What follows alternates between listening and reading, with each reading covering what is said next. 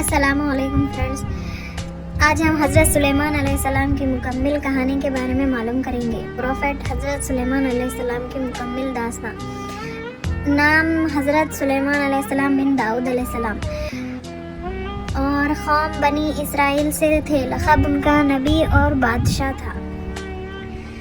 کتاب زبور جو حضرت داؤد علیہ السلام کو عطا کی گئی تھی۔ ذکر قرآن مجید میں کئی جگہ خاص نعمت، عقل اور حکمت، جن حیوانات اور پرندوں پر حکومت تھی سلیمان علیہ السلام کی۔ حضرت سلیمان علیہ السلام حضرت داؤد علیہ السلام کے بیٹے تھے۔ اللہ تعالیٰ نے آپ کو بچپن سے ہی نہایت ذہین اور عقل مند پیدا فرمایا تھا۔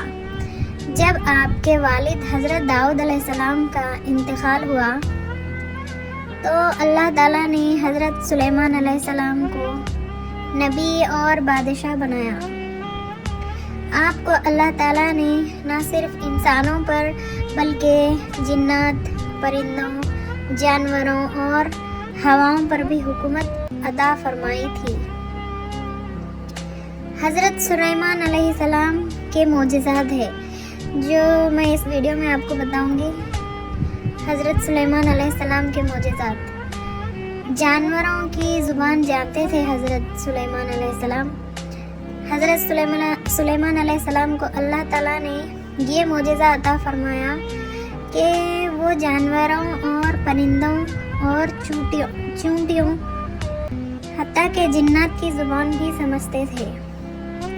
جنات کی حکومت، اللہ تعالیٰ نے آپ کو جنات پر قابو عطا کیا تھا۔ وہ آپ کے حکم سے بڑے بڑے محل، مجسمے، چشمے اور دیگر کام سر انجام دیتے تھے۔ ہوا پر کنٹرول تھا آپ کا۔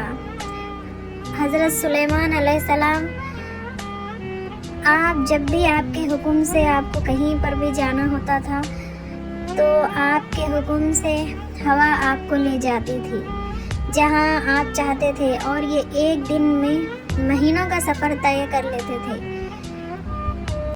حضرت سلیمان علیہ السلام کا آئینہ نما محل جو تھا، آپ نے ایک محل بنوایا تھا جس کی زمین شیشے کی طرح تھی، شیشہ جیسی تھی۔ یہ حضرت بلقیس ملکہ سبا کے لیے ایک معجزہ بن کر ظاہر ہوا۔ چونٹی اور حضرت سلیمان علیہ السلام کا بھی ایک واقعہ ہے۔ حضرت سلیمان علیہ السلام کو چونٹی کی جو بھی ہے مطلب ان کی لینگویج بہت اچھی طریقے سے سمجھ سکتے تھے۔ تو قرآن مجید میں سورہ نمل میں ذکر ہے کہ ایک دن حضرت سلیمان علیہ السلام اپنی فوج کے ساتھ جا رہے تھے تو ایک چونٹی نے اپنے ساتھی چونٹیوں سے کہا، اے چونٹیوں، اپنی بلوں میں داخل ہو جاؤ۔ اے چونٹیوں، اپنے بلوں میں داخل ہو جاؤ، کہیں سلیمان اور اس کے لشکر تمہیں روند نہ ڈالے۔ تو حضرت سلیمان علیہ السلام نے یہ بات سنی اور مسکرا دی اور اللہ کا شکر ادا کیا کہ اسے ایسی سمجھ عطا کی۔ بلقیس کا واقعہ جو ہے سو ملکہ سبا، جو ملکہ تھی بلقیس، ایک بادشاہی کی حکمران تھی جو سورج کی پوجا کرتی تھی۔ حضرت سلیمان علیہ السلام نے اس کو دعوت دی کہ وہ اسلام قبول کرے اور ایک اللہ کی عبادت کرے۔ حضرت سلیمان علیہ السلام نے ایک خط کے ذریعے بلقیس کو پیغام بھیجا۔ جب وہ آنے لگی تو حضرت سلیمان علیہ السلام نے اپنے دربار میں پوچھا، کون ہے جو اس کا تخت میرے پاس لا سکتا ہے؟ ایک جن نے کہا کہ وہ لمحوں میں لے آئے گا، لیکن ایک ولی تھا جن سے اللہ نے علم کی کتاب دیا تھا، ان کی آنکھ جھپکنے سے پہلے ہی تخت حاضر کر دیا گیا۔ جب بلقیس آئی اور اپنے تخت کو حضرت سلیمان علیہ السلام کے پاس پایا تو وہ حیران رہ گئی۔ اس نے سچائی کو پہچانا اور اسلام قبول کر لیا۔ حضرت سلیمان علیہ السلام کا انتقال کا واقعہ بھی ہے کہ جب حضرت سلیمان علیہ السلام عبادت کرتے ہوئے ایک دن چھڑی کے سہارے کھڑے تھے، بیٹھے نہیں تھے، ان ویسے ہی کھڑے تھے چھڑی پکڑ کے. اسی حالت میں ان کا وصال ہو گیا، انتقال ہو گیا ان کا اسی حالت میں. اور جنات کام کرتے رہے لیکن کوئی سمجھ نہیں سکے کہ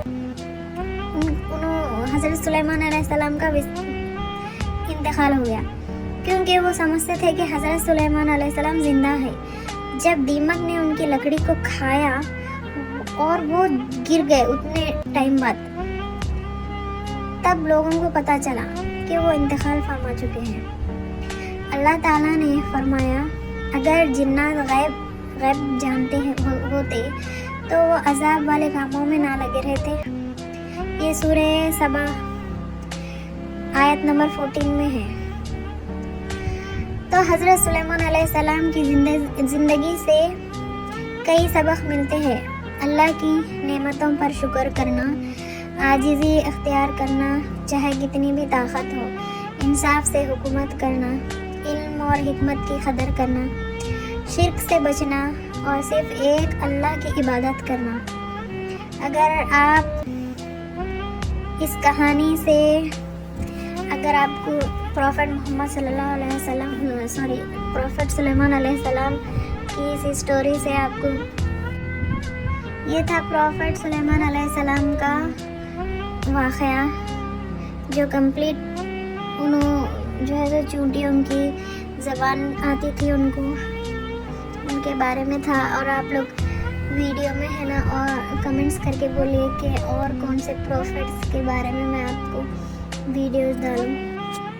اور بہت سارے انبیاء علیہ السلام جو تھے، جو ان کو بہت زیادہ آزمائش ہوئی تھی آپ کے، پھر بھی جیسا انبیاء جو تھے نا، جتنے بھی انبیاء علیہ السلام تھے ان کے آزمائش کے دن اللہ تعالیٰ تو بہت سارے انبیاء علیہ السلام تھے جن کے حالات بہت ہی زیادہ مشکل، بہت زیادہ ان کی آزمائش ہوئی تھی اللہ تعالیٰ کی طرف سے. جیسے اب